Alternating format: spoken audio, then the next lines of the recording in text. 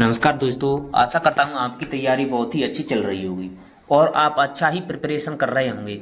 और अपनी प्रिपरेशन को जांचने के लिए आपके लिए हम मॉडल पेपर लेके आए हैं। आज दूसरा मॉडल पेपर है जो आपके लिए बहुत ही रामबाण साबित होगा। फर्स्ट ग्रेड फर्स्ट पेपर प्रथम प्रश्न पत्र का मॉडल पेपर है जिसमें 75 क्वेश्चन आते हैं जो आपके लिए बहुत ही रामबाण साबित होंगे। जो 75 क्वेश्चन हैं आपके लिए इस मॉडल पेपरों में से आपको क्वेश्चन जरूर मिलेंगे जो आपके लिए बहुत ही फायदेमंद होंगे। आज की क्लास का मोटिवेशन है, अगर खुद पर भरोसा नहीं करोगे तो दुनिया से उम्मीद क्यों रखोगे। दोस्तों, जो भाई अभी हमारे चैनल पर नए जुड़े हैं उनसे प्लीज़ रिक्वेस्ट है वो चैनल को प्लीज़ सब्सक्राइब करें और अधिक से अधिक शेयर करें। जिन भाइयों ने अभी तक हमारे जीके गुरु ट्रिक्स चैनल को सब्सक्राइब नहीं किया है वो प्लीज़ चैनल को सब्सक्राइब करें, और जिन भाइयों ने हमारे जीके गुरु ट्रिक्स चैनल को सब्सक्राइब कर रखा है उनके लिए बहुत बहुत धन्यवाद। आज की क्लास को शुरू करते हैं। आज की क्लास का मॉडल पेपर दूसरा है स्कूल व्याख्याता प्रथम प्रश्न पत्र टेस्ट 2। स्कूल व्याख्याता प्रथम प्रश्न पत्र टेस्ट 2 आपका पहला प्रश्न है। टेस्ट 2 का मॉडल पेपर 2 का पहला प्रश्न आपकी स्क्रीन पर आ रहा है। दोस्तों,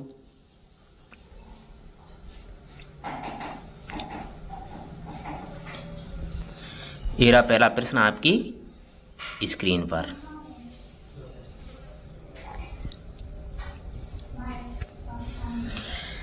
जहांगीर ने अपनी आत्मकथा तुझके जहांगीरी किस भाषा में लिखी थी। जहांगीर ने जो अपनी आत्मकथा लिखी थी तुझके जहांगीरी, ये किस भाषा में लिखी थी। तुझके जहांगीरी जहांगीर ने ये फारसी भाषा में लिखी थी। कौन सी भाषा में लिखी थी? फारसी भाषा में लिखी थी।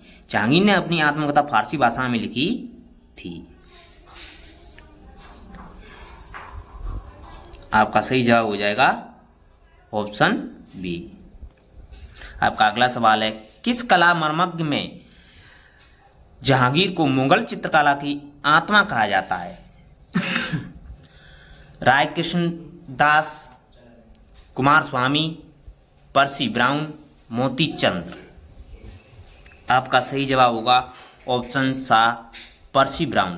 पर्सी ब्राउन कला में मर्मज्ञ ने जहांगीर को मुगल चित्रकला की आत्मा कहा है। जहांगीर के काल में मुगल चित्रकला अपने चरम सीमा पर पहुंची थी। जहांगीर ने हेरात के प्रसिद्ध चित्रकार आगा रजा के नेतृत्व में आगरा में एक चित्रशाला की स्थापना की थी। वो हेरात के प्रसिद्ध चित्रकार थे आगा रजा, जिसके नेतृत्व में उसकी स्थापना की थी। पर्सी ब्राउन ने लिखा है कि जहांगीर के साथ ही मुगल चित्रकला की वास्तविक आत्मा पतनोन्मुखी हो गई है। तो आपका सही जवाब हो जाएगा ऑप्शन सा कि पर्सी ब्राउन ने जहांगीर को मुगल चित्रकला की आत्मा कहा है। आपका अगला सवाल है,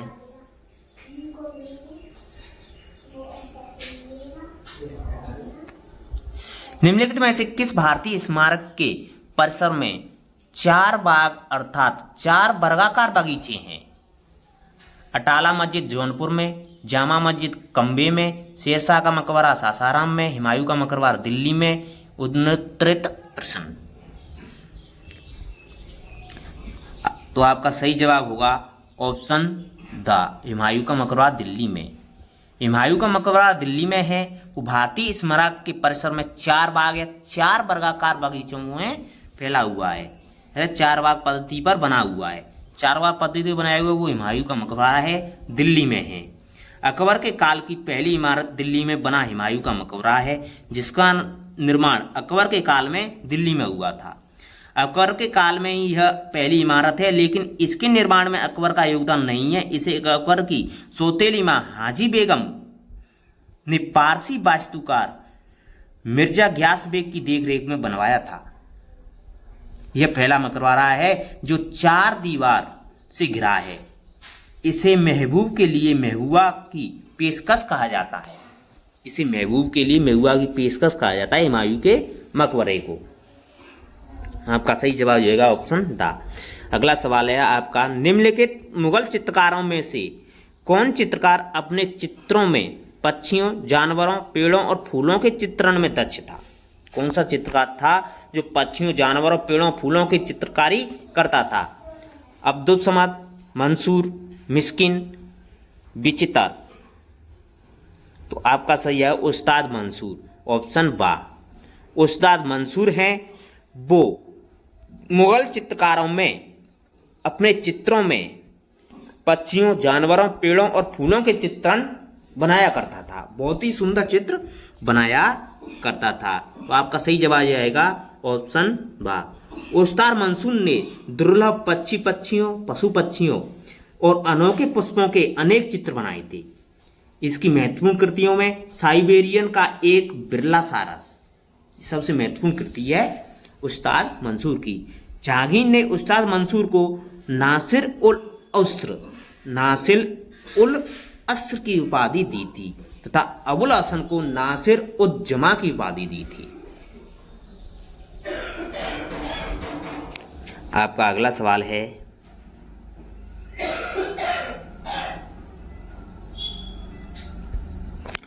फतेहपुर सीकरी किस इमारत की पर्सी ब्राउन ने स्थापत्य कला का मोती कहा है? तुर्की सुल्तान का महल, पंचमहल, बुलंद दरवाजा, इबादत खाना, अनुत्तरित प्रश्न। आपका सही जवाब होगा ऑप्शन आ, तुर्की सुल्ताना का महल। तुर्की सुल्ताना के महल को स्थापत्य कला का मोती कहा गया है पर्सी ब्राउन ने। पर्सी ब्राउन ने तुर्की सुल्ताना के महल को स्थापत्य कला का क्या कहा है? मोती कहा है। अकबर ने 1569 में सीकरी के निकट एक पहाड़ी पर फतेहपुर सीकरी का निर्माण करवाया था, जिसका वास्तुकार बहाउद्दीन था। फतेहपुर सीकरी के निर्माण में 11 वर्ष लगे थे। फादर मासरेट ने इसके निर्माण को देखा था। फतेहपुर सीकरी के 9 दरवाजों में मुख्य आगरा दरवाजा था। मुख्य दरवाजा था वो आगरा का दरवाजा था। अकबर ने फतेहपुर सीकरी को अपनी राजधानी बनाया था।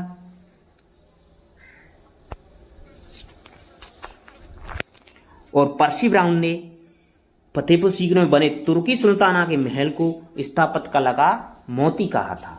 तो आपका सही जवाब हो जाएगा ऑप्शन आ। आपका अगला सवाल है, मीर सैयद अली और अब्दुल समद किनके दरबार में चित्रकार थे? बाबर और हुमायूं, बाबर और अकबर, अकबर और जहांगीर, जहांगीर और शाहजहां। आपका सही जवाब हुमायूं और अकबर। सैयद अली और अब्दुल समद ये हुमायूं और अकबर के काल में दरबार के चित्रकार थे। दरबारी चित्रकार कौन थे? हुमायूं और अकबर के दरबार में मीर सैयद अली और अब्दुल समद ये दरबारी चित्रकार थे हुमायूं अकबर के समय में। अब्दुल समद को अकबर ने मुल्तान का दीवान नियुक्त किया था। अकबर ने भी अब्दुल समद को सीरी कलम की उपाधि दी थी। सीरी कलम की उपाधि अब्दुल समद को अकबर ने दी थी। अतः सीरी कलम की उपाधि किसने दी थी? अकबर ने दी थी अब्दुल समद को। अब्दुल समद ने कुरान का 112वां अध्याय कुकुरमुत्ता के फूल का बीज लिखा था। जो कुकुरमुत्ता के फूल का बीज है, जो कुरान का 111वां अध्याय है, वो अब्दुल समद ने ही लिखा था। आपका अगला सवाल है,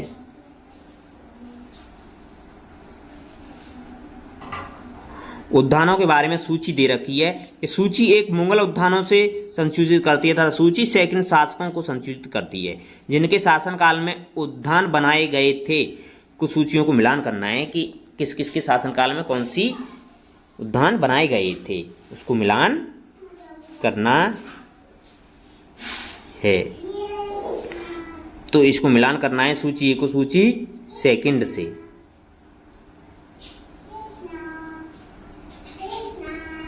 तो आराम बाग है, आगरा में है, वो बाबर ने बनवाया था। किसने बनवाया था? बाबर ने बनवाया था। शालीमार बाग है, वो श्रीनगर में है, जहांगीर ने बनवाया था। और शालीमार गार्डन लाहौर में है, वो शाहजहां ने बनवाया था। पिंजौर गार्डन पंचकुला में है, पंचकुला हरियाणा में है, वो औरंगजेब औरंगजेब ने बनवाया था। तो आपका सही जवाब होगा 1 2 3 4 क्रम से ही आएगा 1 2 3 4। अब 1 2 3 4 देखते हैं किसमें है। 1 2 3 4 कौन सी ऑप्शन में दे रखे हैं देखते हैं। 1 2 3 4 आपके दे रखे हैं ऑप्शन ए में। तो आपका सही जवाब हो जाएगा ऑप्शन आ सही जवाब 1 2 3 4। आपका अगला सवाल है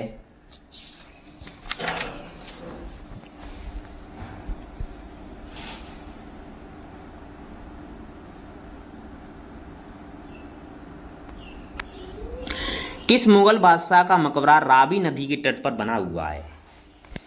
बाबर का, जहांगीर का, शाहजहां का, औरंगजेब का। आपका सही जवाब जहांगीर का मकबरा है वो रावी नदी के तट पर बना हुआ है। जहांगीर का मकबरा लाहौर में रावी नदी के तट पर बना हुआ है, जिसका निर्माण पूरा नूरजहां ने करवाया था। यहाँ नूरजहां का मकबरा भी बना हुआ है। नूरजहां के भाई आसम खां ने निसात बाग बनवाया था। नूरजहां का जो भाई था आसम खां, उसने निसात खां बनवाया था, निसात बाग बनवाया था। तो जहांगीर का मकबरा है वो लाहौर में रावी नदी के तट पर स्थित है। आपका अगला सवाल है सुप्रसिद्ध कृति तवाक़त ए अकबरी की रचना किसने की थी। तवाक़त ए अकबरी की रचना निजामुद्दीन अहमद ने की थी। किसने की थी? निजामुद्दीन अहमद ने की थी। तो आपका सही जवाब हो जाएगा ऑप्शन बा। निजामुद्दीन अहमद ने तवाक़त ए अकबरी की रचना की थी। इन्होंने गुजरात के बक्सी के पद पर काम किया था। अकबर के साथ कई युद्धों में भी इन्होंने भाग लिया था। इस पुस्तक में 120 बड़े शहरों और 300 छोटे शहरों का मुगल साम्राज्य में होने का उल्लेख बताया है। आपका अगला सवाल है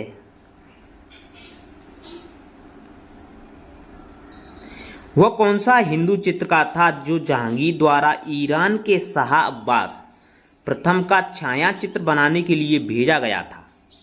अबुल हसन, बिशनदास, मंसूर, मनोहर, अनुत्तरित प्रश्न। आपका सही जवाब होगा ऑप्शन बा बिशनदास।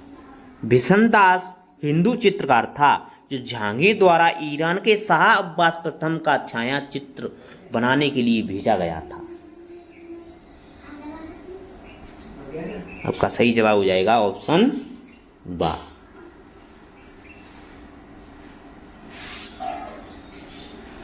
आपका अगला सवाल है किस स्मारक को दक्कन का ताजमहल कहा जाता है। बीवी का मकबरा, गोल गुंबज, चार मीनार, इनमें से कोई नहीं। अनुत्तरित प्रश्न। दोस्तों अनुत्तरित प्रश्न 5वां ऑप्शन आता है अनुत्तरित प्रश्न का। जो आपको नहीं करना होता है उसको करना है। अगर आपको सवाल का जवाब नहीं देना है तो आपको 5वां ऑप्शन भरना है। 5वां ऑप्शन आता है। अब पहले 4 ऑप्शन आते थे, 5वां ऑप्शन आता है तो 5वां ऑप्शन भरना है अगर आप पे नहीं आ रहा है तो इसमें पूछा है कि दक्कन का ताजमहल किसे कहा जाता है। तो दक्कन का ताजमहल है वो बीवी के मकबरा को कहा जाता है। जो बीवी का मकबरा है औरंगाबाद महाराष्ट्र में है। औरंगजेब ने बनवाया था जिसे दक्कन का ताजमहल कहा जाता है। क्या कहा जाता है? दक्कन का ताजमहल। यह ताजमहल की घटिया या फूहड़ नकल पर बना हुआ है। इसे दक्षिण का ताजमहल कहा जाता है तथा काला ताज या दूसरा ताज भी कहा जाता है। इसे काला ताज या दूसरा ताज भी कहा जाता है। इसे दक्षिण का ताजमहल भी कहा जाता है। औरंगाबाद महाराष्ट्र में है। औरंगजेब ने बनवाया था। यह फूहड़ नकल है ताजमहल की, इसीलिए यह दक्कन का ताजमहल कहलाता है। आपका अगला सवाल है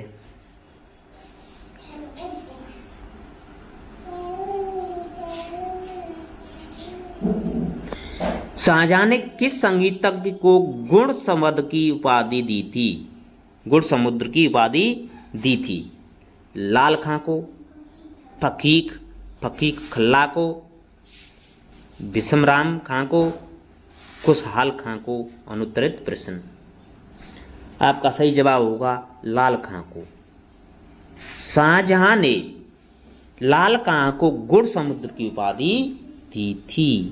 गुड़ समुद्र की उपाधि शाहजहां ने लाल खां को दी थी। लाल खां के प्रमुख संगीतकार थे, वो शाहजहां के प्रमुख संगीतकार थे लाल खां, खुशहाल खां, विश्राम खां, जगन्नाथ, रामदास, सूरसेन, दुरंग खां, ये उसके प्रमुख संगीतकार थे। शाहजहां संगीत मर्मज्ञ था, संगीत का प्रेमी था शाहजहां। वह बहुत अच्छा गायक भी था शाहजहां ने लाल खां को गुड़ समुद्र की उपाधि दी थी। गुड़ समुद्र की उपाधि दी थी लाल खां को। आपका सही जवाब हो जाएगा ऑप्शन आ। पातशाहनामा के लेखक कौन थे? अबुल फजल, भीमसेन, ईश्वरदास नागर, मोहम्मद अमीन कजवीनी। अनुत्तरित प्रश्न। आपका सही जवाब होगा ऑप्शन द मोहम्मद अमीन कजवीनी। मोहम्मद अमीन कजवीनी थे, वो पातशाहनामा के लेखक थे।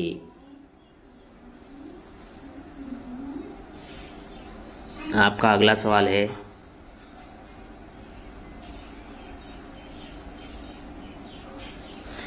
निम्न इमारतों में से मुगल बादशाह बाबर द्वारा निर्मित इमारतें हैं।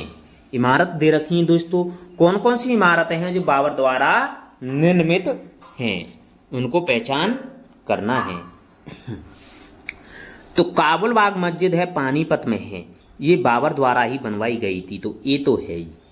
पंचमहल मस्जिद है, पंचमहल मस्जिद है, वो बाबर द्वारा नहीं बनवाई गई थी, तो ये नहीं हो जाएगा। जामा मस्जिद है, ये बाबर द्वारा बनवाई गई थी। जामा मस्जिद हिसार की है, वो बाबर द्वारा नहीं बनवाई गई थी। संभल की है, वो बाबर द्वारा बनवाई गई थी। ए और सी हो जाएगा सही आपका जवाब। ए और सी आपके किस ऑप्शन में दे रखे हैं? ऑप्शन बा में दे रखे हैं, तो आपका सही जवाब होगा ऑप्शन बा। बाबर द्वारा बनवाई गई इमारतों में आता है पानीपत की ईंटों की काबुली बाग मस्जिद, रुहेलखंड में संभल की जामा मस्जिद, धौलपुर का कमल बाग। बाबर ने आगरा में ज्यामिति विधि पर आधारित एक बाग भी बनवाया था। इसे नूर अफगान या हस्त बेहस्त कहा जाता था। अब इसे आरामबाग या रामबाग कहा जाता है। वर्तमान में इसे रामबाग कहा जाता है। आपका अगला सवाल है,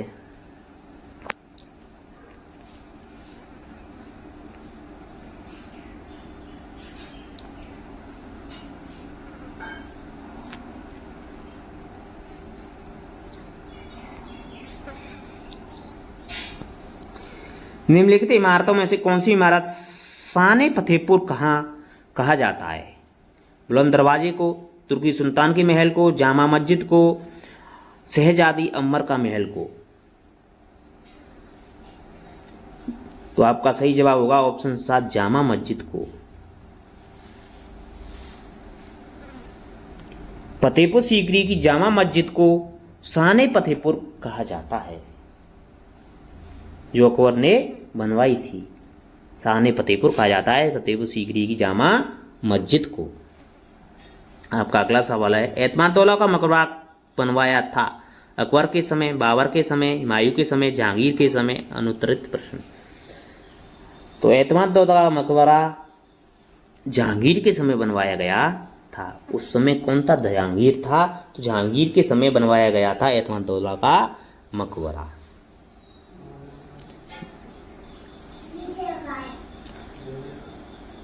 आपका अगला सवाल है,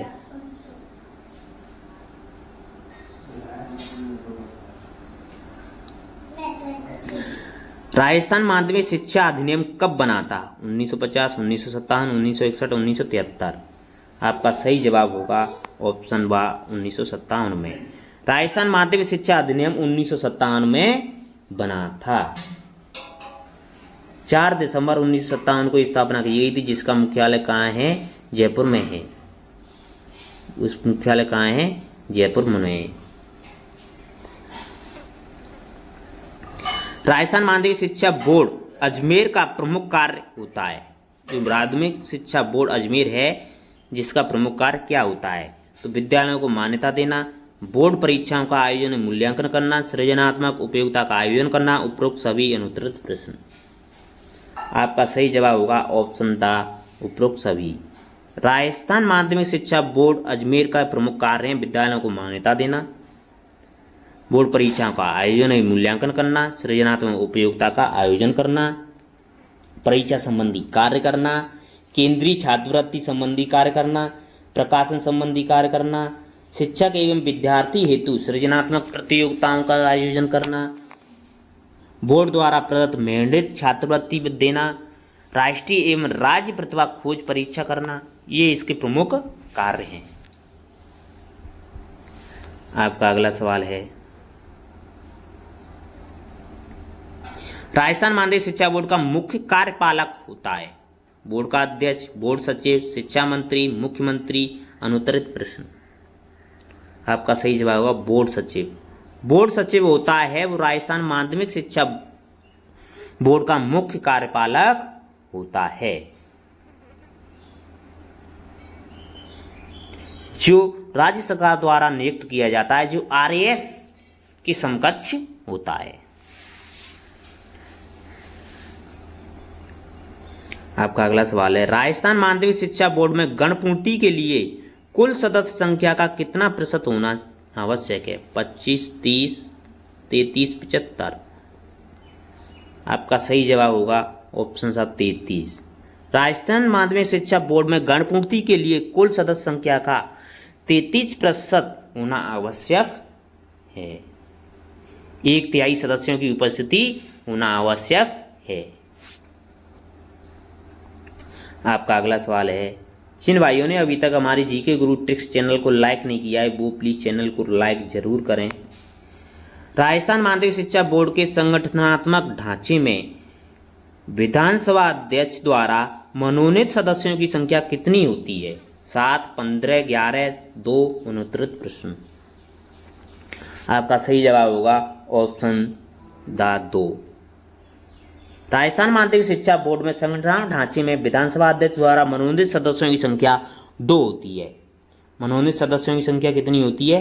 2। आपका अगला सवाल है, राजस्थान माध्यमिक शिक्षा बोर्ड अध्यक्ष का कार्यकाल कितने वर्ष का होता है? 2 वर्ष का, राज्यपाल की इच्छा पर अनिश्चित, 3 वर्ष का। अनुत्तरित प्रश्न। आपका सही जवाब होगा ऑप्शन द 3 वर्ष का। राजस्थान माध्यमिक शिक्षा बोर्ड के अध्यक्ष का कार्यकाल होता है वो 3 वर्ष का होता है। अध्यक्ष का कार्यकाल कितने वर्ष का होता है? 3 वर्ष का होता है। अध्यक्ष को राज्य सरकार द्वारा 3 सदस्यों की समिति की सिफारिश पर मनोनीत किया जाता है। जो अध्यक्ष होता है उसको 3 सदस्यों की समिति की सिफारिश पर मनोनीत किया जाता है। 3 सदस्य समिति में होते हैं 2 सदस्य बीएसईआर बोर्ड के निर्वाचित होते हैं और 1 सदस्य राज्य सरकार द्वारा मनोनीत होता है। इन 3 सदस्यों की समिति होती है जो अध्यक्ष को मनोनीत करते हैं। बोर्ड का अध्यक्ष ही बोर्ड का प्रशासनिक प्रधान होता है, जिसका कार्यकाल 3 वर्ष का होता है। धारा 8 के अनुसार बोर्ड के अध्यक्ष का कार्यकाल 3 वर्ष का होता है। बोर्ड अध्यक्ष का पुनः मनोनयन किया जा सकता है, पुनः उसका मनोनयन भी किया जा सकता है। आपका अगला सवाल है, बोर्ड द्वारा स्थापित सेवा केंद्रों का मुख्य कार्य है? अंक तालिका और प्रवचन प्रमाण पत्र उपलब्ध करवाना, परीक्षा आयोजन में सहायता करना, परीक्षा परिणाम की समीक्षा करना, शैक्षिक उन्नयन हेतु क्रियान्वित अनुबंध कार्य। अनुत्तरित प्रश्न। आपका सही जवाब होगा ऑप्शन आ, अंक तालिका व प्रजनन प्रमाण पत्र उपलब्ध करवाना। बोर्ड द्वारा स्थापित सेवा केंद्रों का मुख्य कार्य होता है अंक तालिका, प्रवचन प्रमाण पत्र उपलब्ध करवाना। आपका अगला सवाल है, शिक्षकों हेतु निम्नलिखित में से कौन सी सृजनात्मक प्रतियोगिता का आयोजन बोर्ड द्वारा नहीं किया जाता है? वाचन का, अध्यापन का, लेखन का, आशु भाषण का। अनुत्तरित प्रश्न। आपका सही जवाब होगा ऑप्शन द आशु भाषण का। सृजनात्मक प्रतियोगिता का आयोजन बोर्ड द्वारा आशु भाषण का प्रयोग नहीं किया जाता है। बोर्ड द्वारा आशु भाषण का नहीं किया जाता है। आपका अगला सवाल है, विद्यार्थियों हेतु निम्नलिखित में कौन सी सृजनात्मक प्रतियोगिता का आयोजन बोर्ड द्वारा नहीं किया जाता है? आशु भाषण का। किसका नहीं किया जाता है दोस्तों? आशु भाषण का, ये पहले भी आ गया है क्वेश्चन दोस्तों। आपका अगला सवाल है,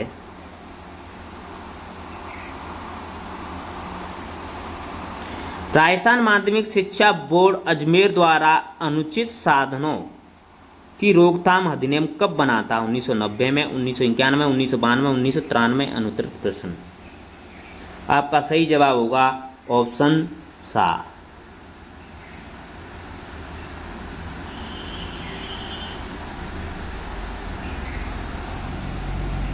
1992 में। राजस्थान माध्यमिक शिक्षा बोर्ड अजमेर द्वारा अनुचित साधनों की रोकथाम अधिनियम 1992 में बना था। 8 नवंबर 1992 को राज्यपाल द्वारा हस्ताक्षर किया गया था, जो 11 नवंबर 1992 से लागू हुआ था। उस समय मुख्यमंत्री भैरव सिंह शेखावत थे और राज्यपाल एम चिन्ना रेड्डी थे। आपका अगला सवाल है, माध्यमिक शिक्षा बोर्ड राजस्थान का उपाध्यक्ष होता है? निदेशक माध्यमिक शिक्षा का, निदेशक प्रारंभिक शिक्षा का, उपनिदेशक माध्यमिक शिक्षा का, शिक्षा आयुक्त? अनुत्तरित प्रश्न। आपका सही जवाब होगा ऑप्शन निदेशक माध्यमिक शिक्षा का। माध्यमिक शिक्षा बोर्ड राजस्थान का उपाध्यक्ष होता है, वो निदेशक माध्यमिक शिक्षा बोर्ड का होता है, वही उपाध्यक्ष होता है। आपका अगला सवाल है,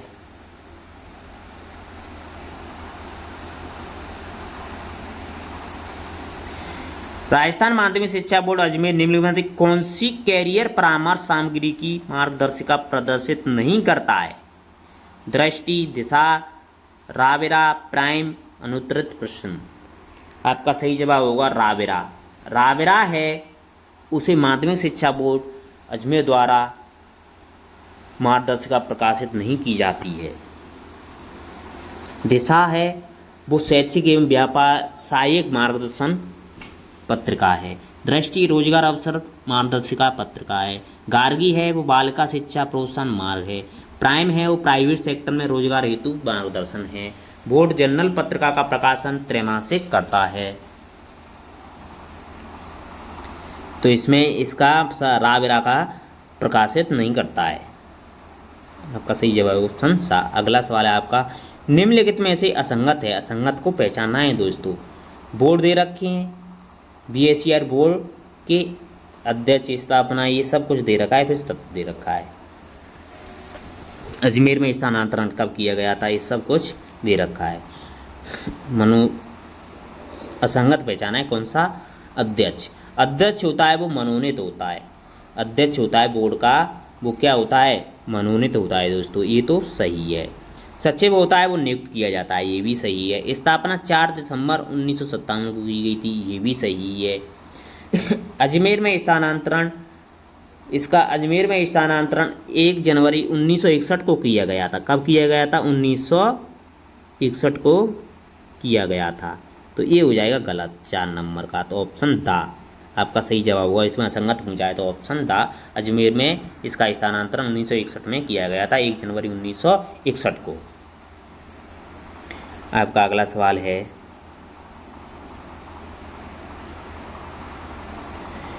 चुरू सरदार शहर क्षेत्र कहाँ जाता है? थली को, ढूंढाड़ को, मेवल को, छप्पन के मैदान को? अनुत्तरित प्रश्न। आपका सही जवाब होगा थली को।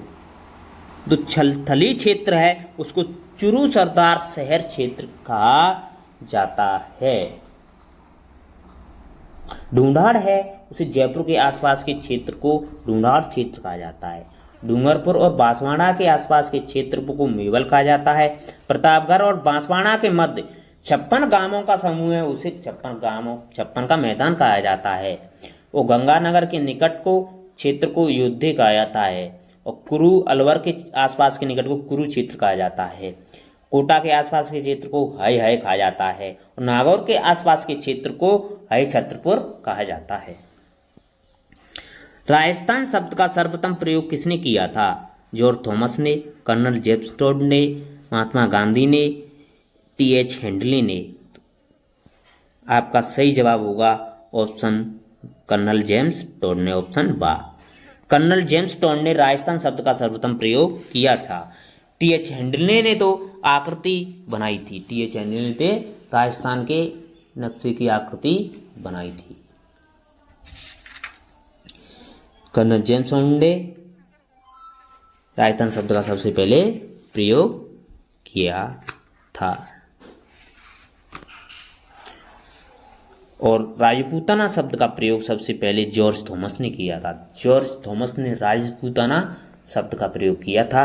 कर्नल जेम्स टॉड ने राजस्थान शब्द का प्रयोग किया था। आपका अगला सवाल है, राजस्थान अपने वर्तमान भौगोलिक स्वरूप में कब आया था? 30 मार्च 1949 को, 26 जनवरी 1950 को, 1 नवंबर 1956 को, 18 अप्रैल 1948 को। आपका सही जवाब होगा ऑप्शन सा 1 नवंबर 1956 को। 1 नवंबर 1956 को राजस्थान अपने वर्तमान भौगोलिक स्वरूप में आया था। 1 नवंबर 1956 को राजस्थान का 7वां चरण संपन्न हुआ था। राजस्थान के एकीकरण का कौन सा चरण संपन्न हुआ था? 7वां चरण, जिसमें राजस्थान अपने भौगोलिक स्वरूप में आया था 1 नवंबर 1956 को।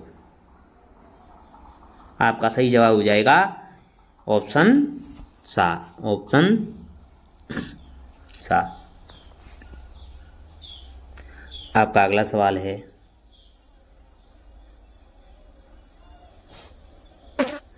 भजनलाल सरकार द्वारा पूर्ववर्ती गहलोत सरकार के कार्यकाल में गठित जिलों की समीक्षा हेतु किस समिति का गठन किया गया था? राम लोभाया समिति, ललित के पंवार समिति, राम मोहन समिति, कोई नहीं अनुत्तरित प्रश्न। आपका सही जवाब होगा ऑप्शन वा ललित के पंवार समिति। ललित के पंवार समिति का गठन पूर्ववर्ती सरकार के कार्यकाल में गठित जिलों की समीक्षा हेतु किया गया था। इस समिति ने अपनी रिपोर्ट एक मंत्रिमंडल उप समिति पर सौंप दी थी।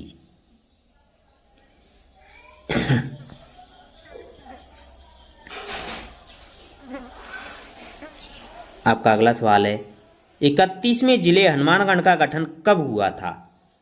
12 जुलाई 1994 को, 19 जुलाई 1997 को, 26 जनवरी 2008 को, 4 अगस्त 2023 को। आपका सही जवाब होगा ऑप्शन आ 12 जुलाई 1994 को। राजस्थान का 31वां जिला बना था वो 12 जुलाई 1994 को हनुमानगढ़ बना था। हनुमानगढ़ जिला 12 जुलाई 1994 को 31वां जिला गंगानगर से अलग होकर बना था। उस समय 1994 में मुख्यमंत्री थे भैरव सिंह शेखावत। आपका अगला सवाल है,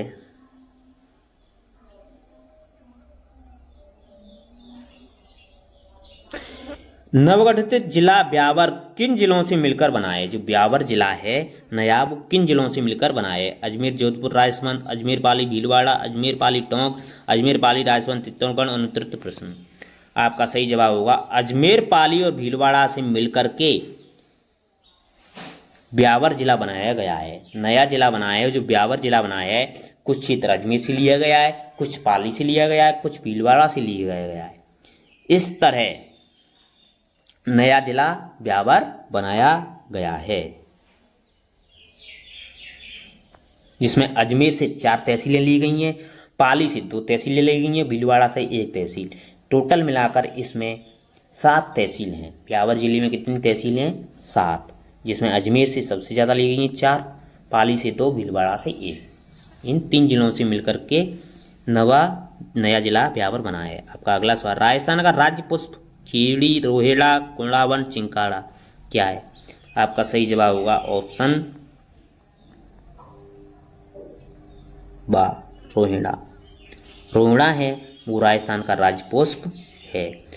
राजस्थान का राज्य वृक्ष है वो खीजड़ी है। राजस्थान का राज्य पक्षी है वो गुणावन है।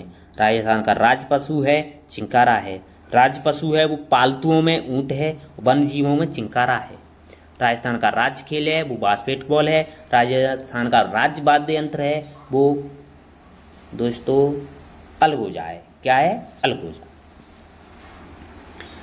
आपका अगला सवाल है,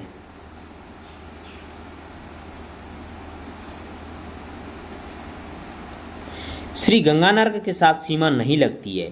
श्री गंगानगर के साथ सीमा किसकी नहीं लगती है, ये पूछा है दोस्तों। दोस्तों कि श्री गंगानगर के साथ किसकी सीमा नहीं लगती है?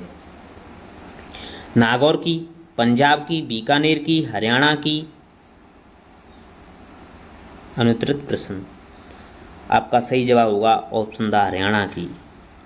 हरियाणा की सीमा है वो श्री गंगानगर के साथ नहीं लगती है। आपका सही जवाब हो जाएगा ऑप्शन द।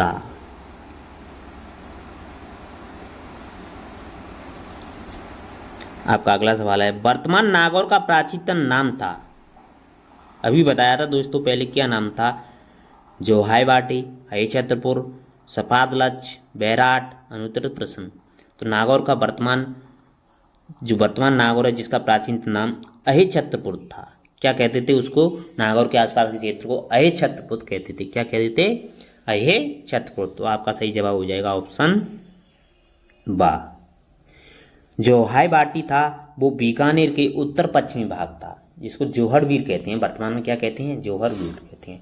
सपादलक्ष था जो नागौर और अजमेर के जयपुर के आसपास का क्षेत्र था, उसको सपादलक्ष कहते थे।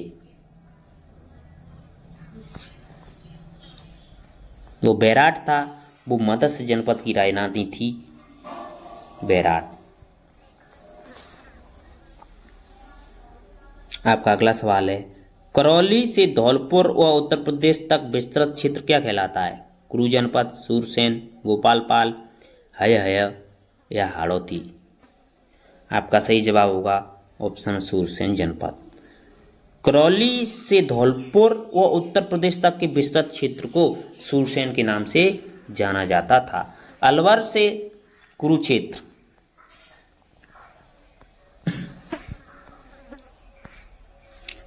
मालवा क्षेत्र, झालावाड़ के क्षेत्र को मालवा के क्षेत्र के नाम से जाना जाता था। आपका अगला सवाल है, सुमेलित करना है दोस्तों। क्या करना है, सुमेलित। प्राचीन नाम दे रखे हैं, वर्तमान क्षेत्र दे रखे हैं।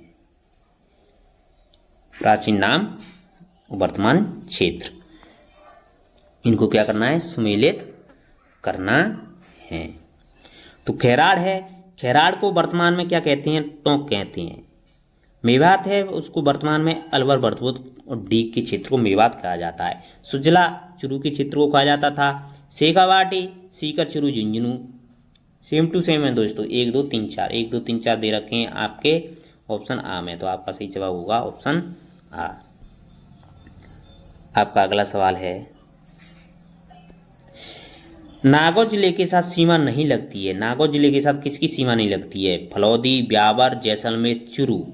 अनुत्तरित प्रश्न। नागौर जिले के साथ जैसलमेर की सीमा नहीं लगती है। किसकी सीमा नहीं लगती है, जैसलमेर की नहीं लगती है। फलौदी की भी लगती है, ब्यावर की भी लगती है, चुरू की भी लगती है। नागौर के साथ, नागौर के साथ 7 जिलों की सीमा लगती है, बीकानेर, फलौदी, जोधपुर, ब्यावर, अजमेर, डीडवाना, कुचामन और चुरू। ये 7 जिले हैं जिसकी सीमा नागौर के साथ लगती है। नागौर है जो मध्यवर्ती जिलों में आता है। मध्यम जिला कौन सा है, नागौर ही है।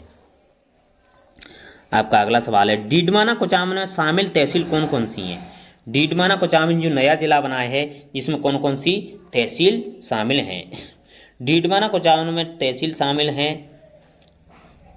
वो तहसील हैं लालनू, परवतसर, मकराना, सीकरी, कुचामन सिटी, नावा, मकराना, परवतसर, नालनू, डीडवाना, मौलासर, छोटू खांडू, दूदू, कोई नहीं। अनुत्तरित प्रश्न।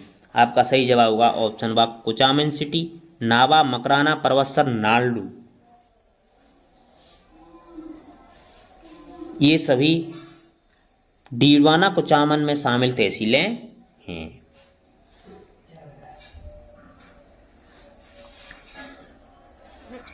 आपका अगला सवाल है, निम्नलिखित तो सुमेलित करना है दोस्तों, सुमेलित करना है। अनुसूचियां दे रखी हैं, संबंधित विषय दे रखे हैं। कौन सी अनुसूचियां, कौन सा विषय, ये सुमेलित करना है। अनुसूचियां दे रखी। 8वीं अनुसूची है वो 8वीं अनुसूची है वो राष्ट्रीय भाषाओं की अनुसूची है। राष्ट्रीय भाषाओं का उल्लेख है। भाषाओं का उल्लेख कौन सी अनुसूची में, 8वीं अनुसूची में। तो ए का हो जाएगा 3। ए का 3 आपका ए इसमें भी दे रखा है, इसमें भी दे रखा है। तो पहले 12 नंबर और 8 नंबर तो कट ही हो गए, अब बचे 2 हैं। और 9वीं अनुसूची है उसमें भूमि सुधार आंदोलन है, न्यायालय अधिकार क्षेत्र से बाहर है। तो ये हो जाएगा बी में 1। बी में क्या हो जाएगा, एक इसमें भी दे रखा है, इसमें भी दे रखा है। अब आगे चलते हैं दोस्तों। 10वीं अनुसूची है, उसमें दल बदल का प्रावधान है। किसका प्रावधान, दल बदल का प्रावधान है। तो 10वीं अनुसूची में सी में हो जाएगा 2, सी में 2 दे रखा है, ऑप्शन डी में। तो आपका सही जवाब हो जाएगा ऑप्शन डी, दा। क्या हो जाएगा, ऑप्शन दा। आपका अगला सवाल है, भारतीय संसदीय प्रजातंत्र के लिए जाना जाता है क्योंकि राष्ट्रपति संसद द्वारा संसद का सदस्य नहीं होता है, संसद के सदस्य जनता द्वारा प्रत्यक्ष चुने जाते हैं, कार्यपालिका व्यवस्थापिका संसद के प्रति उत्तरदायी है, केंद्र और राज्यों में शक्तियों का स्पष्ट विभाजन है। अनुत्तरित प्रश्न। आपका सही जवाब होगा ऑप्शन सा, कार्यपालिका व्यवस्थापिका के प्रति उत्तरदायी होती है। कार्यपालिका व्यवस्थापिका के प्रति उत्तरदायी होती है, इसीलिए भारतीय संसद प्रजातंत्र के लिए जानी जाती है। आपका अगला सवाल है, भारतीय संविधान के किस भाग में नागरिकता संबंधी प्रावधान का उल्लेख है? भाग 2, भाग 4, भाग 5, भाग 3। अनुत्तरित प्रश्न। आपका सही जवाब होगा ऑप्शन आ, भाग 2 में। भाग 2 अनुच्छेद 5 से 11 में नागरिकता के संबंध में प्रावधान दे रखे हैं। नागरिकता संबंधी प्रावधान है भाग 2 के 51 से 11 अनुच्छेद में दे रखे हैं। आपका अगला सवाल है, असंगत एवं की पहचान करनी है दोस्तों। इधर संविधान के भाग दे रखे हैं, इधर उल्लेख दे रखा है। संविधान के भाग 5 संघ सरकार, राज्य सरकार, संघ राज्यों के बीच संबंध, पंचायती राज। भाग 6, भाग 8, भाग 9 ये भाग दे रखे हैं, इधर उल्लेख दे रखा है। किसमें किसका उल्लेख किया गया है, जिसमें देखना ही असंगत कौन सा है। असंगत की पहचान करनी है। तो संविधान के भाग 5 में है संघ सरकार का उल्लेख है, सही है दोस्तों। संविधान के भाग 6 में है राज्य सरकार का उल्लेख। संविधान के भाग 8 में है संघ राज्य क्षेत्रों का उल्लेख। संघ राज्य क्षेत्रों का उल्लेख, राज्यों के बीच संबंध नहीं है, क्षेत्रों का उल्लेख है संघ 8 में। भाग 9 में है पंचायती राज। हाँ दोस्तों, भाग 9 में दे रखा है पंचायती राज, ये सही है। तो आपका सही जवाब हो जाएगा ऑप्शन सा, ये असंगत है।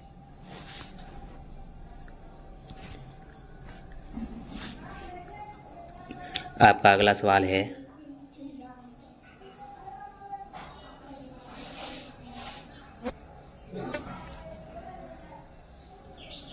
भारतीय संविधान की कौन सी विशेषता अमेरिका के संविधान से ली गई है? भारतीय संविधान में जो अमेरिका के संविधान से ली गई विशेषता है वो कौन कौन सी हैं वो देखना है। तो राष्ट्रपति का महाभियोग, राष्ट्रपति पर महाभियोग की प्रक्रिया है वो कहाँ से ली गई है? सुदृढ़ केंद्रीय व्यवस्था के साथ संघवाद, राष्ट्रपति का पद, उपराष्ट्रपति का पद, न्यायपालिका की स्वतंत्रता।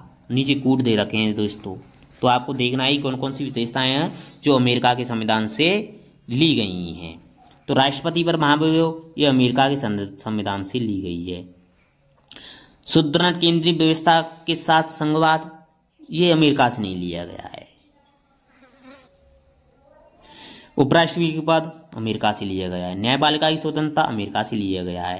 तो आपका सही जवाब होगा 2 को छोड़ करके 1, 3, 4, 1, 3, 4 दे रखे हैं आपके ऑप्शन आ में। तो आपका सही जवाब होगा option uh.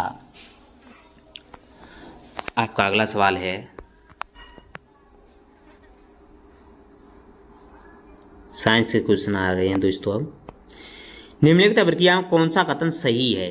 Zn plus C plus equal to Zn plus C O, Zn plus C O ये अभिक्रिया दे रखी है जिसके बारे में कथन दे रखे हैं आपके। Zn का अपचयन हो रहा है, Zn का अपचयन हो रहा है। हाँ दोस्तों, Zn को क्या हो रहा है? अपचयन हो रहा है, ये तो सही है। कार्बन का अपचयन उपचयन हो रहा है। हाँ दोस्तों, कार्बन का है वो क्या है? उपचयन हो रहा है। उपचयन हो रहा है क्योंकि गायब हो रहा है। कार्बन का उपचयन हो रहा है, अपचयन हो रहा है नहीं दोस्तों, ये गलत है। जिंक का अपचयन हो रहा है, ये भी गलत है। तो आपका सही जवाब होगा 1 और 2। 1 और 2 दोनों सही हैं आपके। कौन से कथन में दे रखे हैं? 1 और 2 दे रखे हैं ऑप्शन आ में। तो आपका सही जवाब हो जाएगा ऑप्शन आ। आपका अगला सवाल है,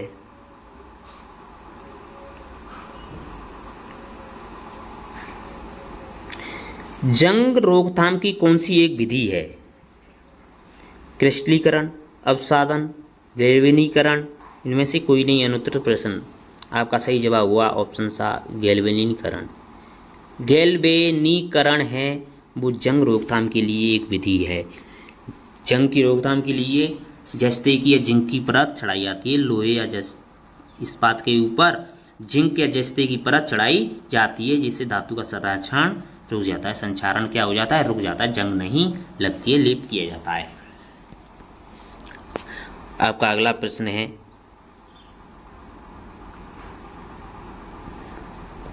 ये कौन सा सुमेलित नहीं है? दे रखा कि कौन सा है वो सुमेलित नहीं है, ये पूछा है इसमें दोस्तों।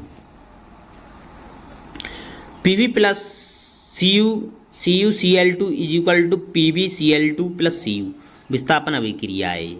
हाँ दोस्तों ये तो सही है, ये विस्थापन हो रहा है, इसमें अभिक्रिया है, विस्थापन अभिक्रिया है, क्योंकि Cl2 का क्या हो रहा है, विस्थापन हो रहा है। Cl2 का क्या हो रहा है, विस्थापन हो रहा है। Na2SO4 plus BaCl2 is equal to BaSO4 plus 2NaCl, इसमें अवक्षेपण हो रहा है, किसा अवक्षेपण हो रहा है, ये भी सही है दोस्तों। CaCO3 is equal to CaO plus CO2 ऊष्माक्षेपीय अभिक्रिया नहीं दोस्तों, ये गलत है।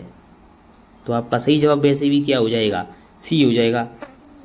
तो सी किस में दे रखा है, आपका ऑप्शन सामने दे रखा है, तो आपका सही जवाब होगा ऑप्शन सा। आपका अगला सवाल है, लोहा चूर्ण पर तनु हाइड्रोलिक अम्ल डालने से क्या होता है? हाइड्रोजन गैस और आयरन क्लोराइड बनता है, क्लोरीन गैस और आयरन और हाइड्रोक्साइड बनता है, कोई अभिक्रिया नहीं होती है, आयरन लवण और जल बनाता है। अनुत्तरित प्रश्न। आपका सही जवाब होगा ऑप्शन आ, हाइड्रोजन गैस और आयरन और क्लोराइड बनता है। जब लोह चूर्ण पर तनु हाइड्रोक्लोरिक अम्ल डाला जाता है तो हाइड्रोजन गैस और आयरन ऑक्साइड बनता है। तो आपका सही जवाब हो जाएगा ऑप्शन आ। आपका अगला सवाल है, श्याम श्वेत फोटोग्राफी में किस यौगिक का प्रयोग किया जाता है? AgCl, AgBr, AgL, उपरोक्त सभी। आपका सही जवाब होगा AgBr का। AgBr का प्रयोग श्याम श्वेत फोटोग्राफी में किया जाता है। श्याम श्वेत फोटोग्राफी में AgBr का उपयोग किया जाता है। सिल्वर ब्रोमाइड, जिसे क्या कहते हैं, सिल्वर ब्रोमाइड कहते हैं। आपका अगला सवाल है, यहाँ से आगे दोस्तों हिंदी के सवाल आ गए हैं, हिंदी के क्वेश्चन हैं कि किस विकल्प में सही संधि नहीं है? सही संधि नहीं पूछा है दोस्तों, सही संधि नहीं है। भाव प्लस औचित्य भावोचित, मत प्लस एकता मत एकता, धन प्लस ऐषणा धनेषणा, धन प्लस ओग धनोग जलोग, जल प्लस ओग जलोग। अनुत्तरित प्रश्न। आपका सही जवाब होगा ऑप्शन आ, भाव प्लस औचित्य भावोचित्य। ये सुमेलित नहीं है, ये गलत है।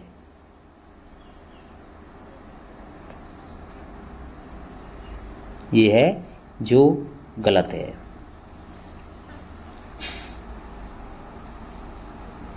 तो आपका सही जवाब हो जाएगा ऑप्शन आ।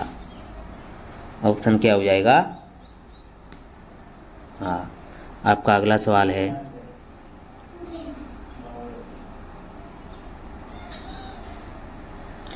किस शब्द का संधि विच्छेद अशुद्ध है? अशुद्ध संधि विच्छेद पूछा है दोस्तों। गुरु प्लस आज्ञा गुरुवाज्ञा, वाणी प्लस उचित वाणोचित, नि प्लस ऊन न्यून, मात्र प्लस अनुमति मात्रानुमति। अनुत्तरित प्रश्न। आपका सही जवाब होगा ऑप्शन बा, वाणी प्लस उचित वाणिचित। ये शुद्ध संधि विच्छेद नहीं है, ये अशुद्ध है।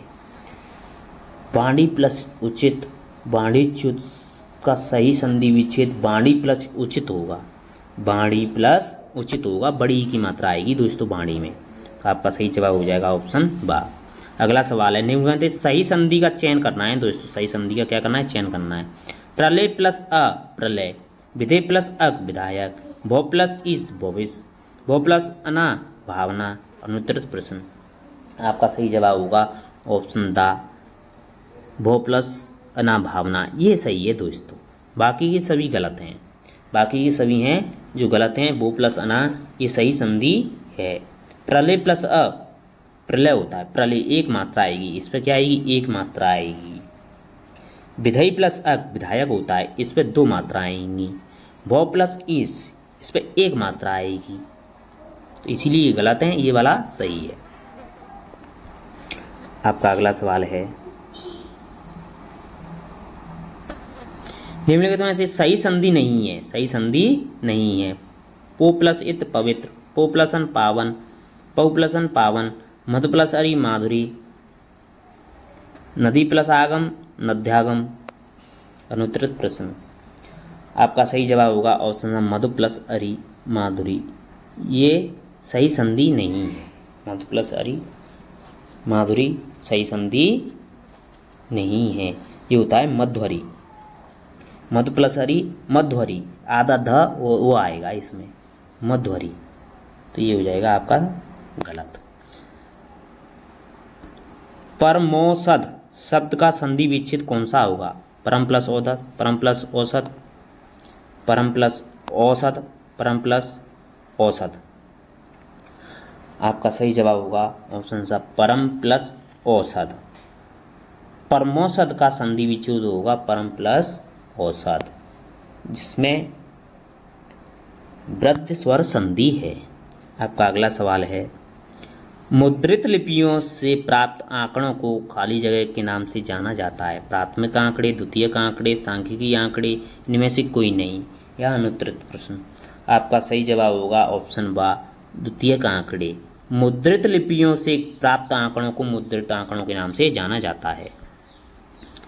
आपका अगला सवाल है, एक घर में पानी के अलग अलग उपयोग को प्रदर्शित करने के लिए आंकड़ों का निम्नलिखित में से कौन सा आरेख निरूपित सर्वाधिक है? पाई चार्ट, आयत चित्र, दंडालेख, पिक्टोग्राम। अनुत्तरित प्रश्न। आपका सही जवाब होगा option pie chart. Pie chart के द्वारा किया जा सकता है, ऑप्शन आ। आपका अगला सवाल है,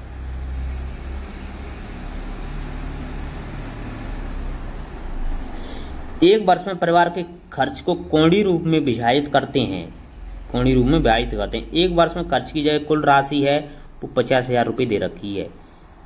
कितनी दे रखी है? 50,000 रुपये दे रखी है। निवेश पर 65% है, परिवर्तन पर 40% है, खरीदारी पर 50% है, किराए पर 80% है, मनोरंजन पर 65 है, दवाइयों पर 60 है। ये आपके दे रखी है, जिसमें से आपको परिवर्तन और खरीदारी पर परिवार द्वारा खर्च की गई राशि का अंतर देखना है। परिवर्तन और खरीदारी पर, परिवर्तन और खरीदारी पर अंतर देखना है दोस्तों। परिवर्तन और खरीदारी पर, परिवर्तन और खरीदारी कुल राशि को डिग्री सेकंड में देखेंगे तो उसको 360 से भाग दे देंगे। 50,000 को क्या करेंगे? 360 से डिवाइड कर देंगे। उसके बाद 360 से डिवाइड कर देंगे। उसके बाद दोनों डिग्रियां दे रखी हैं, किस किस का पूछा है? परिवर्तन और खरीदारी, दोनों डिग्रियों का अंतर ले लेंगे। 40 और 50 दे रखी है, 50 और 40, तो 40-50 का अंतर 10 हो जाएगा। 10 डिग्री हो जाए, 10 का मल्टीप्लाई कर देंगे तो आपका सही जवाब हो जाएगा 1379 रुपये। कितना हो जाएगा? 1379, ऑप्शन सा। आपका अगला सवाल है, कौन सा कथन असत्य कथन बचाना है दोस्तों? असत्य कथन। आयत चित्र एक सतत वर्ग वाली बारंबारता बंटन के अनुरूप दंड आकृति है। सभी दंडों की चौड़ाई वर्ग अंतराल के समान होती है। दंडों की ऊंचाई संगत वर्ग की बारंबारता के समानुपाती होती है। आयत चित्र के खंडों के मध्य कभी भी दरार संभव नहीं है। अनुत्तरित प्रश्न। तो आपका सही जवाब होगा ऑप्शन द। आयत चित्र के खंडों के मध्य कभी भी दरार संभव नहीं है, ये कथन असत्य है। ये दरार तो हो जाती है, आयत चित्रों के खंडों के मध्य दरार हो सकती है, तो आपका सही जवाब हो जाएगा द। ये असत्य कथन है। आपका अगला सवाल है, निम्न में कौन सा द्वि-आयामी आरेख नहीं है? द्वि-आयामी आरेख नहीं है। वर्गाकार आरेख, बहुदंडीय आरेख, आयताकार आरेख, पाई आरेख। अनुत्तरित प्रश्न। तो आपका सही जवाब होगा बहुदंडीय आरेख। बहुदंडीय आरेख है वो द्वि-आयामी आरेख नहीं है। वर्गाकार आरेख, आयताकार आरेख, पाई आरेख हैं वो द्विआयामी आरेख होते हैं, लेकिन बहुदंडीय आरेख द्विआयामी आरेख नहीं होता है।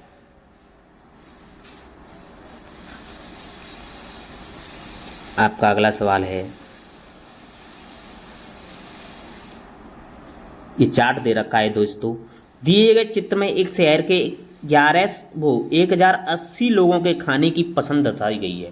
जो 1080 लोग हैं उनकी खाने की पसंद दर्शाई गई है। पास्ता पर 45 डिग्री है, चावल पर 90 डिग्री है, रोटी पर 120 डिग्री है, डोसा पर 60 डिग्री है, पिज्ज़ा पर 45 डिग्री है। ये डिग्री में दिखाई दे रही है लोगों की खाने की पसंद। तो इसमें पूछा है कि जो लोग पास्ता पसंद करते हैं उनका कितना प्रतिशत है। पास्ता पसंद करने वालों का प्रतिशत निकालना है। तो पहले तो इसको डिग्री में चेंज करना है। डिग्री से हटाएंगे तो 360 का भाग देंगे, तो 1080 में क्या दे देंगे 360। तो 1080 अपॉन 360, 360 हो जाएगा। इसको डिवाइड देंगे तो आ जाएगा आपका 3 बार। कितनी बार जाएगा 360 से, ये 3 बार जाएगा। कितना आ जाएगा 3। अब पास्ता पसंद करने वालों में पास्ता पसंद दे रखा है 45 डिग्री। पास्ता कितना दे 45 डिग्री, तो 45 डिग्री का मल्टीप्लाई कर देंगे 3 से। कितने कर देंगे 3 से कर देंगे। 45 डिग्री का मल्टीप्लाई 3 से कर देंगे तो कितना आ जाएगा 135 आ जाएगा।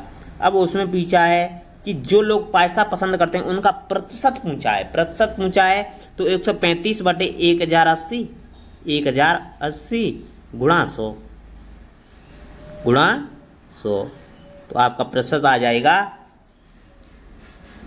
20.70 के लगभग, 20.71। 20.71 तो आपका सही जवाब हो जाएगा।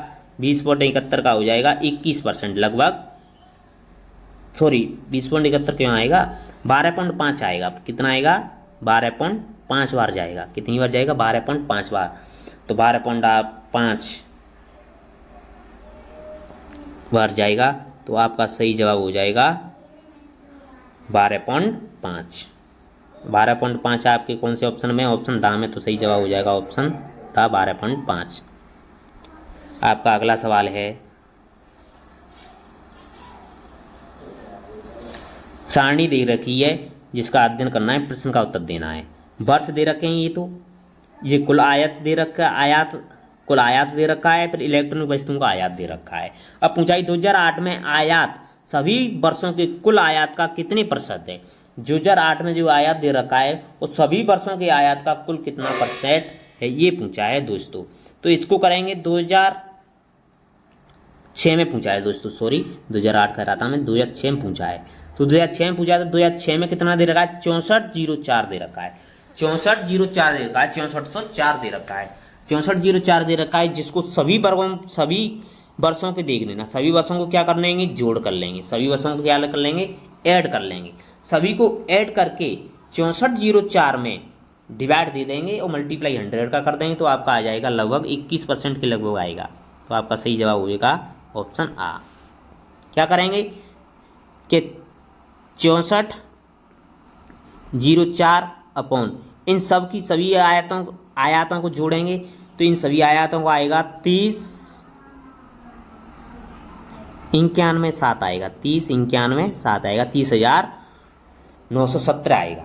इसका डिवाइड दे देना और मल्टीप्लाई 100 का कर देना, 100% आ जाएगा आपका। परसेंट पूछा है तो लगभग 20 पॉइंट कुछ आएगा, 20.70 से लगभग आएगा, तो आपका हो जाएगा सही जवाब 21। आपका अगला सवाल है, ये रीजनिंग का दे रखा है दोस्तों। Q1F H2E U6D W21C ये दे रखा है। तो इसके बाद क्या आएगा, इसके बाद क्या आएगा दोस्तों। Q आता है 17 पर, Q कितने पर आता है 17 पर आता है, Q आता है 17 पर। Q के बाद S दे रखा है 19 पर 1, फिर U दे रखा है 21 पर 2,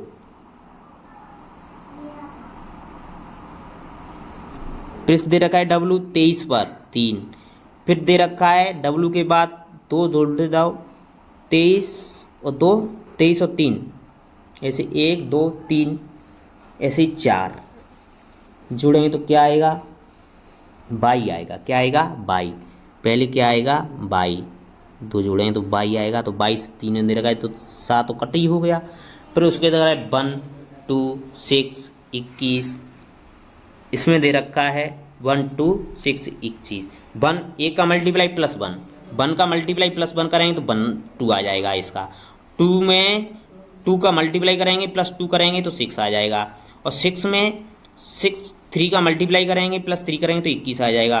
फिर आगे 21 में 4 का मल्टीप्लाई करेंगे, 4 जोड़ेंगे तो कितना आ जाएगा आपका 88। क्या आ जाएगा 88, 22 88 इसमें दे रखा है, तो आपका सही जवाब हो जाएगा ऑप्शन बा 22 और बी। आपका अगला सवाल है 4/Z 11/W 25/Q 46/H, आगे क्या आएगा ये पूछा है दोस्तों।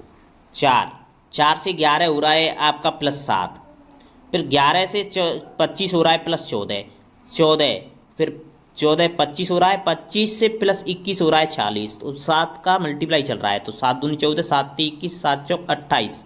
अब 28 जोड़ देंगे, 40 में 28 जोड़ेंगे तो आपका आएगा 74, तो ऊपर तो आएगा 74 एक ही ऑप्शन में, तो आपका सही जवाब हो जाएगा ऑप्शन बी, ये आ गया। आपका अगला सवाल है, ये भी श्रृंखला दे रखी है श्रेणी 18 36 54 72 90, ये 18 का वो है। 18 दूनी 36 18 दूनी 18 72 18 5 18 छिक्के 160, ऑप्शन बा आपका सही जवाब हो जाएगा ऑप्शन बा। आपका अगला सवाल है 2 4 7 11 16, 2 4 7 11 16, इसमें दे रखा है 2 में प्लस 2 करेंगे तो 4, 4 में प्लस 3 7, 7 में प्लस 4 11, 11 में प्लस 5 16, 16 में प्लस 7 22, क्या हो जाएगा 22। 16 में प्लस 6 16 में प्लस 6 करेंगे तो 22, क्या आएगा 22। ये श्रृंखला दे रखी, तो आपका इसमें हो जाएगा ऑप्शन सा। आपका अगला सवाल है, इसमें भी अच्छा श्रेणी दे रखी है, अगला पद पूछा है, अच्छी श्रेणी में अगला पद ज्ञात कीजिए।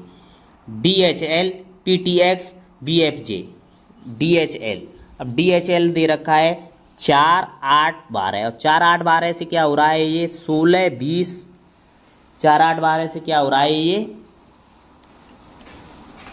16 20 24, 16 20 24 ऐसे दे रखा है। 4 8 12 का फिर इसमें जरूर इसमें कर लो अंतर, इसमें तो -2 -2 हो रहा है, तो ऐसे ही इसमें कर दो -2 -2, 16 में से -2 करेंगे तो आ जाएगा 14, 14 पे क्या आता है n वाले 2 ऑप्शन दे रखे हैं, तो ये वाला कट हो जाएगा, आ और दा बचे n, और फिर t में से 20 में से 2 माइनस करेंगे तो r 18 पे आ जाएगा r, तो आपका सही जवाब हो जाएगा ऑप्शन दा, क्या हो जाएगा ऑप्शन दा। आपका अगला सवाल दे रखा है, श्रेणी दे रखी है, इसमें अगला पद पूछा है दोस्तों कि 11 सही 1/9, 12 सही 1/2, 14 सही 2/7, 16 सही 2/3, ये श्रेणी दे रखी है दोस्तों। तो इसको करेंगे सिंपल बनाएंगे, पहले सिंपल बनाएंगे तो 100/9 हो जाएगा, ये इसको ये करेंगे तो 25/2 हो जाएगा, फिर 100/7 हो जाएगा, फिर 50/3 हो जाएगा, इसी तरह आगे क्या आएगा ये पूछा है। तो आगे देखेंगे तो क्या आएगा, देखो पहले 100 में हो रहा है 9 का, फिर दोबारा यहाँ से यहाँ देखेंगे तो 100 में हो रहा है 7 का, फिर यहाँ से यहाँ देखेंगे 100 में होगा 5 का, 2 2 का अंतर है, 2 2 घटते जा रहे हैं, 100 में 5 का करेंगे तो 20 आ जाएगा, तो आपका सही जवाब होगा।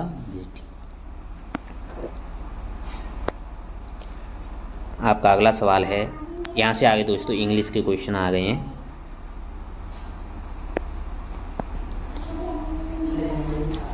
नो सूनर डिड ही खाली जगह open the telegram then he fell down unconscious, तो इसमें टोरेट टीयर टॉर्न टीयर्ड क्या आएगा, तो इसका आंसर सही जवाब हो जाएगा ऑप्शन टीयर, क्या आ जाएगा tier.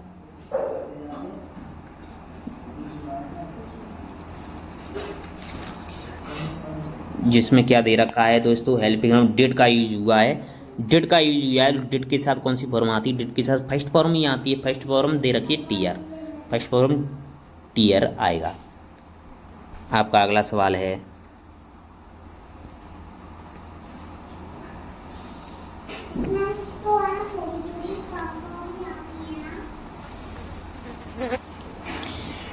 When I met her last year.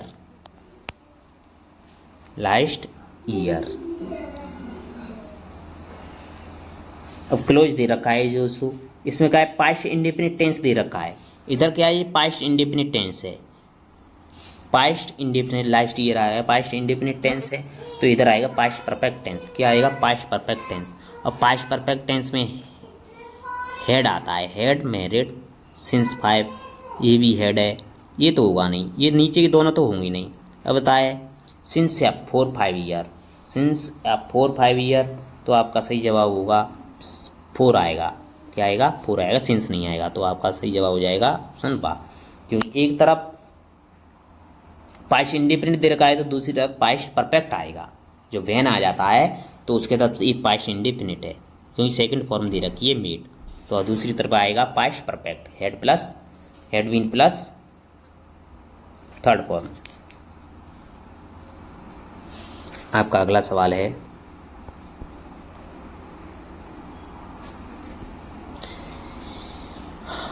I am, क्या आएगा, आई खाली जगह him for a doctor every time in met him.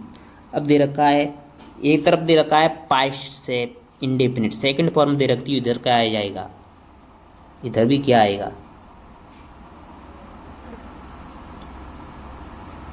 दूसरी तरफ भी पास्ट ही आएगा, दूसरी तरफ क्या आएगा, पास्ट ही आएगा। मिस्टॉक, आई हैव नहीं है, मिस्टॉक ही आएगा। तो आपका सही जवाब हो जाएगा ऑप्शन बा। आपका अगला सवाल है,